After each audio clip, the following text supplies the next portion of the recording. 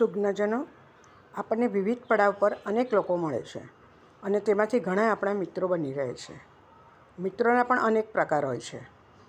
સમય પૂરતા મિત્રો, કામ પૂરતા મિત્રો અને આજીવન મિત્રો. આજે આપને હું મારા મિત્ર વિશે જણાવું. આશા રાખું છું તમને પણ આવા જ અનુભવ થયા હશે.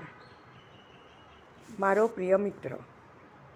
મિત્ર સાંભળતા જ 60 વર્ષના આ પડાવમાં મેં જેમને મિત્ર માનેલા, મને મળેલા એ મિત્રોનું સ્મરણ થઈ રહ્યું છે. નાનપણમાં પડોશમાં અને શાળાની સખીઓની વૃંદ, અને તેમાં જ ખાસ ગણાય એવી 2 સખી. પછી તો કોલેજમાં પણ સાથે જ, અને તેથી બંધાયેલા અંતરંગ સંબંધ. બધી જ વાત એકબીજાને શેર કરતા. મા બાપની દાટ, ભાઈ ભાભીની રમૂજ, પડોશી કે બીજી સખીઓની પંચાત, અને સાથે સાથે અમારા ભવિષ્યના હરેક સ્વપ્ન એકબીજાને કહેતા. રમૂજ કે મસ્તી ઉપરાંત એકબીજાની લાગણી, ભાવના, ગમા અણગમાને પણ સમજતા. આજે નગણ્ય લાગે તેવી વાતો, ખુશી, અફસોસ બધું જ એકમેકને વહેંચતા અને કલાકો સુધી સખ્યને માનતા.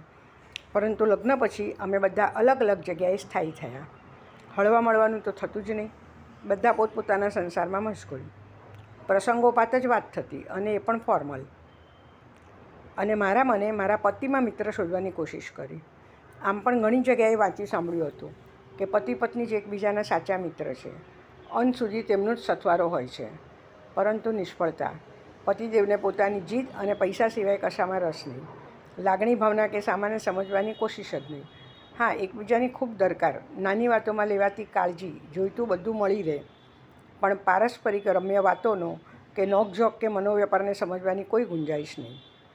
પછી તો દીકરી એટલે માની સખી એમ વિચારી તેની સાથે મૈત્રી સંબંધ બાંધવા કોશિશ કરી.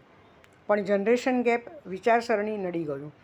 મારા જેવી જૂની રીત મુજબ બધાને સાચવવામાં માનવાવાળી, જતું કરવાની ભાવનાવાળી સ્ત્રીને આજની સ્વતંત્ર વિચારસરણીવાળી નારી સમજી જ ના શકી. સ્વને કેન્દ્રમાં રાખીને જીવતી મારી દીકરી મારી વાતને જાતે મેં પોતે સર્જેલ ઉપાધિ માનતી.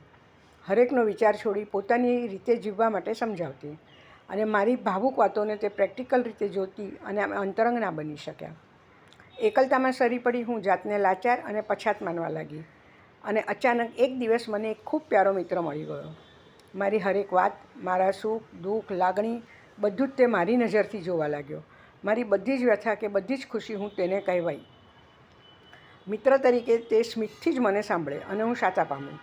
કશું જ બોલ્યા વગર મંદ મંદ મુસ્કાનથી તે નિહાળી રહે અને મારું મન સુખ પામે, સધિયારો મળે. ધીરે ધીરે મનોમન તેના વિચારથી જ હું ઉત્સાહિત રહેવા લાગી. મારો એ મિત્ર એટલે કનૈયો. કાનાના ઘણા સ્વરૂપ છે, પણ મારા માટે તો તે પ્રિય મિત્ર જ છે. અર્જુનને ઉપદેશ આપનાર તે મને પણ સમજ આપી રહ્યો છે. સદૈવની વ્યથા જાણનાર તે મારી વ્યથાને પણ સમજી રહ્યો છે. તમે પણ ટ્રાય કરો, અનુભવશો તેની મિત્રતા. હરેક પળ તમારી સાથે જ છે તેવી અનુભૂતિ. જીવનમાં મળે આવો પ્યારો મિત્ર ખરેખર કોઈ જ નહીં હોય. અગર આપને આ મારી વાત પસંદ આવી હોય તો પ્લીઝ લાઈક અને શેર કરશો, અને મારી ચેનલ સબસ્ક્રાઈબ કરશો.